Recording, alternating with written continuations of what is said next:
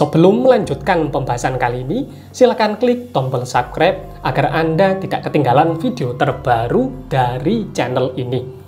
Dalam video saya yang sebelumnya, saya sudah membahas mengenai bacaan Rotibul Haddad untuk menghilangkan sihir yang ada di dalam tempat usahanya. Namun, mungkin dari saudaraku semuanya ini ada yang belum bisa untuk mempraktekkan Rotibul Haddad. Dan di kesempatan ini, saya akan membahas mengenai tasbih mujarobah dan juga jimat penglarisan. Yang mana hal ini bisa jenengan manfaatkan. Bismillah, dengan izin dari Sang Hyang Sejati, Gusti Allah Subhanahu wa Ta'ala, jualannya bisa laris kembali. Assalamualaikum warahmatullahi ta'ala wabarakatuh. Salam sejahtera bagi saudaraku semuanya. Salam dari saya, Ki Sabrak Alam. Begini, yang namanya orang usaha itu memang ada kalanya sepi, ada kalanya rame, hal tersebut lumrah. Makanya, sistem usaha itu cara mengambil untungnya bukan setengah, bukan.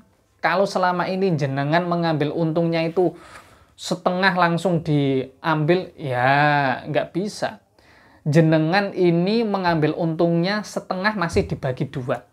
Tujuannya yang separuh ini nanti digunakan untuk mbok-mbokan modal, dikembalikan ke modal. Karena suatu saat nanti ketika mengalami paceklik, uang tersebut bisa diambil, dipergunakan untuk menutupi modal yang kurang. Kang, saya sudah paham sistem itu, Kang. Yang belum saya paham itu bagaimana caranya untuk menghilangkan sihir, Kang. Lah, ketika jenengan menonton video ini, monggo saya persilakan pahami video-video saya yang sebelumnya berkenaan dengan masalah sistem santet membuat dagangan sepi. Jenengan pahami sistemnya dahulu. Karena ketika jenengan belum paham sistemnya, nanti jenengan bingung bagaimana caranya mengatasi akan hal ini. Dalam video saya yang sebelumnya kan saya sudah membahas mengenai santet menggunakan uang yang menjadikan dagangannya sepi, yang mempengaruhi alam bawah sadar seseorang, yang membuat pikiran dan hatinya gelisah. Maka yang perlu dilakukan yaitu menghilangkan kegelisahan tersebut.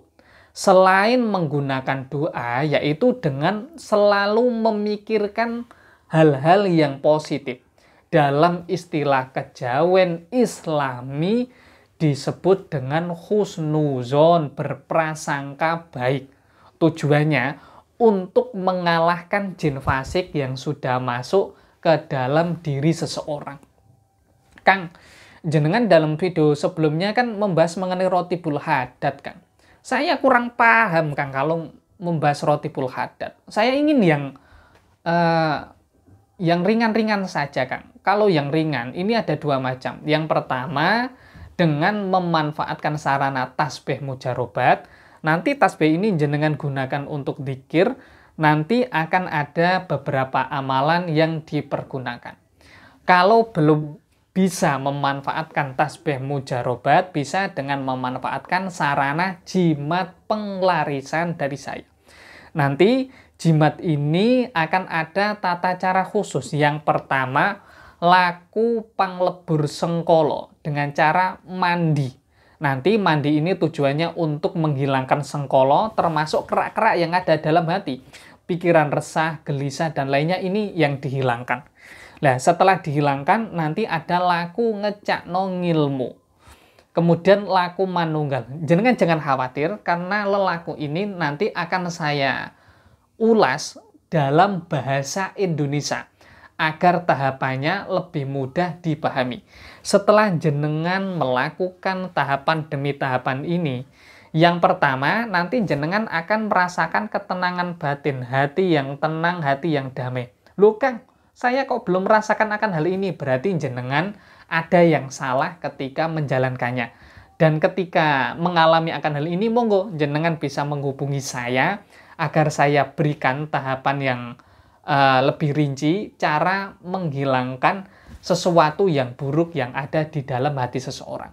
Karena ketika sesuatu yang buruk belum bisa dihilangkan, maka energi kerejekiannya ini belum bisa bangkit dengan maksimal.